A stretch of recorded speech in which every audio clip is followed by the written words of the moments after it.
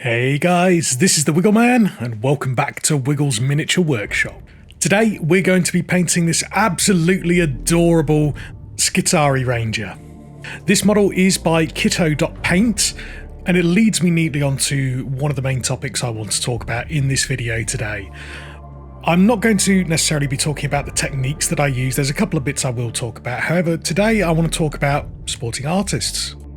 And so, how did I find Kitto Paint?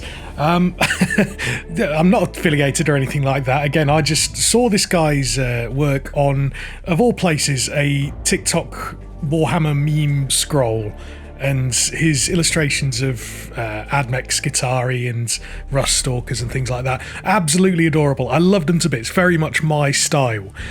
So I ended up looking up this guy on Instagram. I was looking through their Instagram and I was thinking, wow, some really great artwork here. And then I realised this guy had actually made some STL models for 3D printing, so naturally I had to give it a go. I had to try and paint it. So all this guy's models, STL files, are available on Cults 3D. They're about £3.99. I will be giving a link below, not only to the Cults 3D page, but also to the artist's Instagram page as well. So absolutely, if you love this model, go buy it, go support that artist. There's 4 different designs, all on Cults 3D, all of sitting and standing. There's 2 Rust Stalkers, 1 sitting, 1 standing, and 2 Rangers, both sitting and standing. And if you can't afford to support that artist, then absolutely go to their Instagram page, give them a follow, give their work a like, and hopefully we'll make someone's day. And as for me, if you want to support me, I've got nothing to sell you, so the best thing you can do is like, comment, subscribe, all the usual jazz. I do read every single comment that you guys post, and I try to respond to as many as possible. And don't forget, I'm going to be doing the draw for the Tyrannid Screamer Killer Carnifex on the 14th.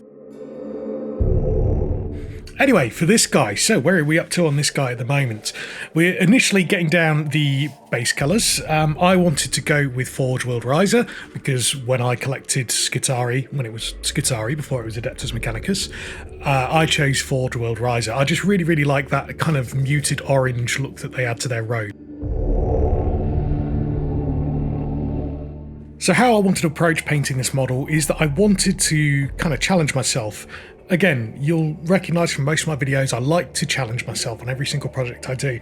This project, I wanted to go for several things, 2 which I have attempted before and not been overly happy with the results. 1 is just working in a completely different style. So that style that I wanted to paint it in was naturally pretty much the same style that Kitto Paint, the original artist, draws his Adeptus Mechanicus characters in.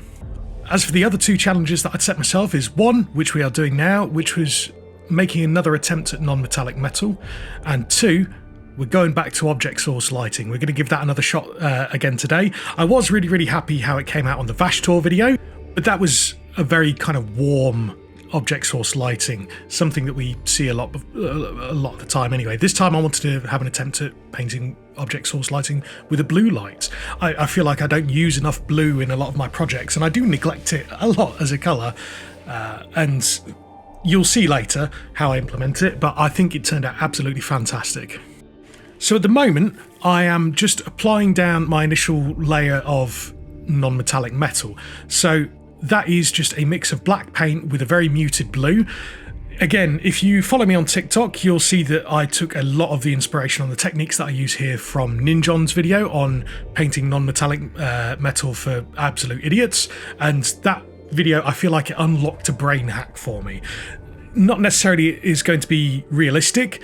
Again, we're going for a stylised approach on this project anyway, but if I was to implement this at a smaller scale, I still don't think it would look realistic just for the sake of where I place the highlights. However, watching through that video from Ninjon, that helped me with my biggest kind of issue when it comes to painting non-metallic metal, which is where do I put the highlights? Am I consistently placing the highlights? And from that video, he basically says, turn your model 30 degrees, well, move your highlights 30 degrees downwards. Again, it's not going to be a realistic result, but I am nowhere near in that kind of mindset of being able to accomplish that realistic effect.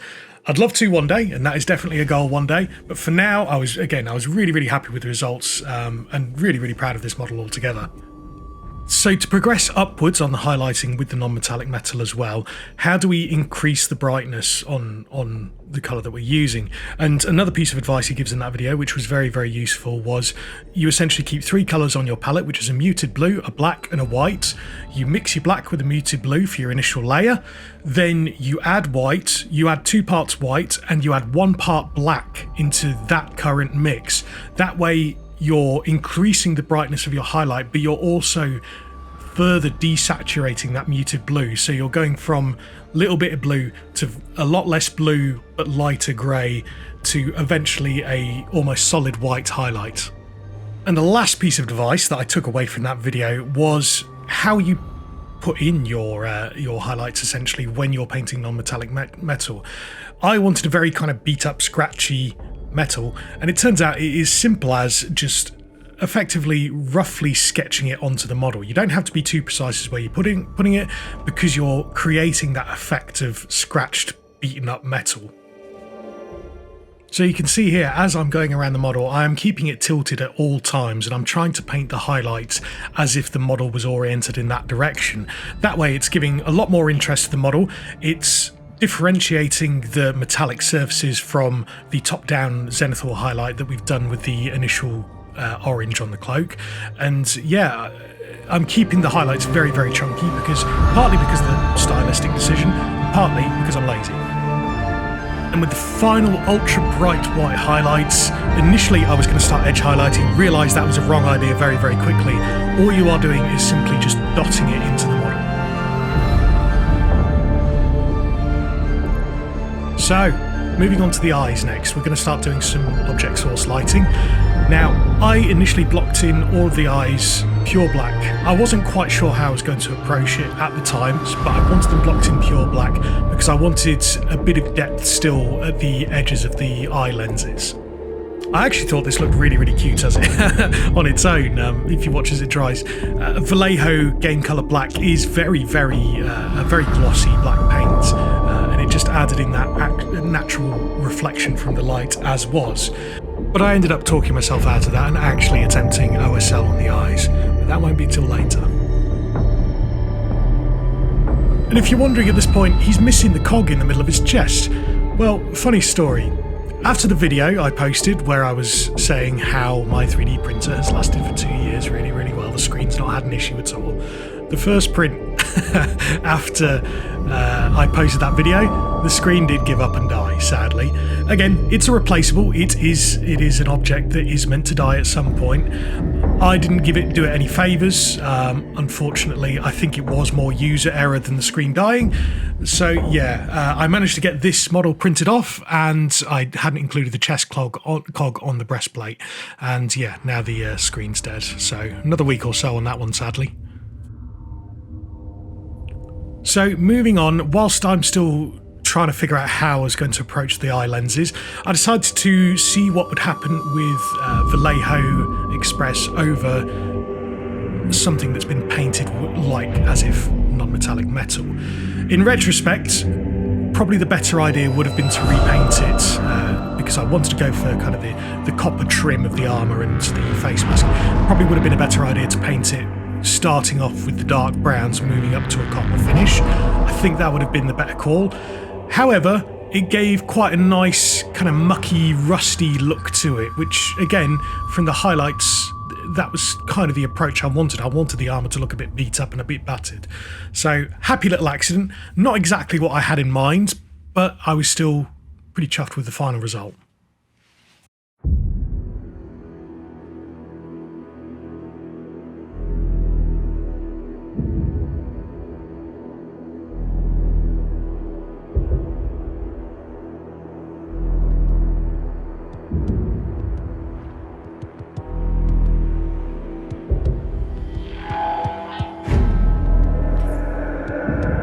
So, moving on, we are going to attempt to paint the eye lenses. In this part, I decided in my head how I wanted it to look, which was the typical kind of the gemstone look, the refraction. But I also wanted to implement the OSL with that. So to do that, I needed to base coat all of the eye lenses with a white before I attacked it with an airbrush.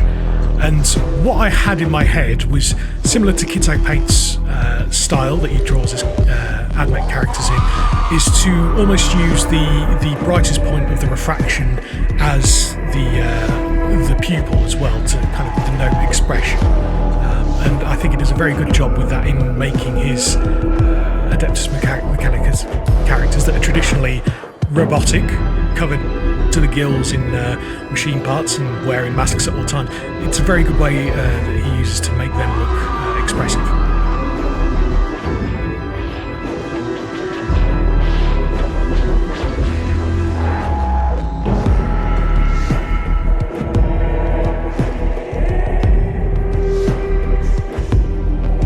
So, with the object's source brightly painted in white, I went to the airbrush and started working on the OSL effect. So here I just did a very, very light dusting of white on each eye lens, just to emanate that glow out of it. Because our brightest part is going to be the eye lens itself, we wanted to paint that a solid white, and then we want the transition projecting out.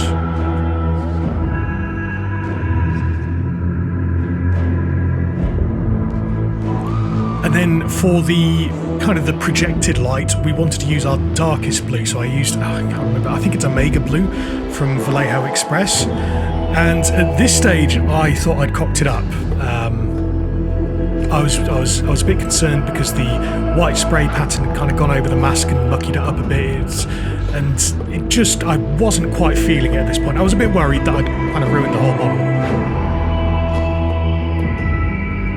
So I decided to double down. I went for it again, this time even closer to the initial light source to get an even richer coverage of that Omega Blue over the light source. And this is where I went, oh actually, hang on, this is working, I'm liking this effect, it's looking good.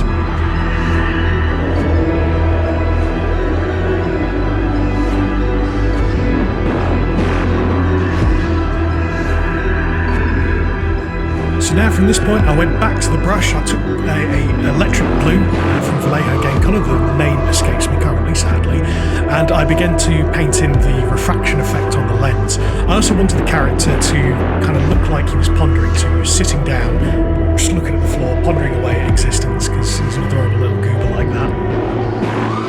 Simply all I did for all of the lenses was just paint a oval that was about 2/3 the size of the lens that was settled onto the bottom of the eye lens, and I just did that for every single one.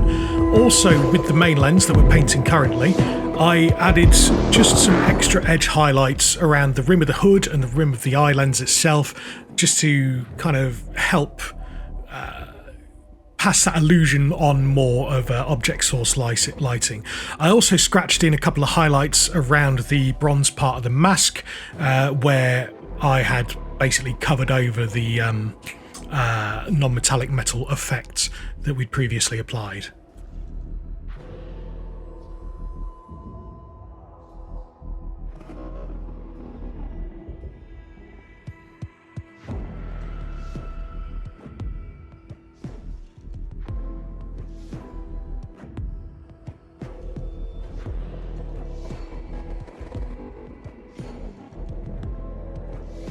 And then simply all we did after that to keep going with the lens effect was mix a little bit of white in with our electric blue paint.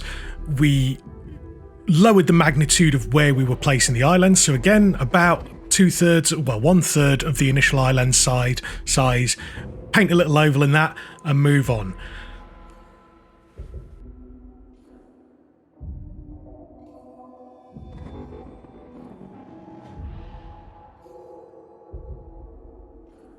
And then for the final highlight step, I simply add just a little blotch of pure white in the middle as if it were a pupil. And then I also add a little dot of white to the top right of the lens to help kind of sell the illusion that it's a shiny lens. It's very glossy.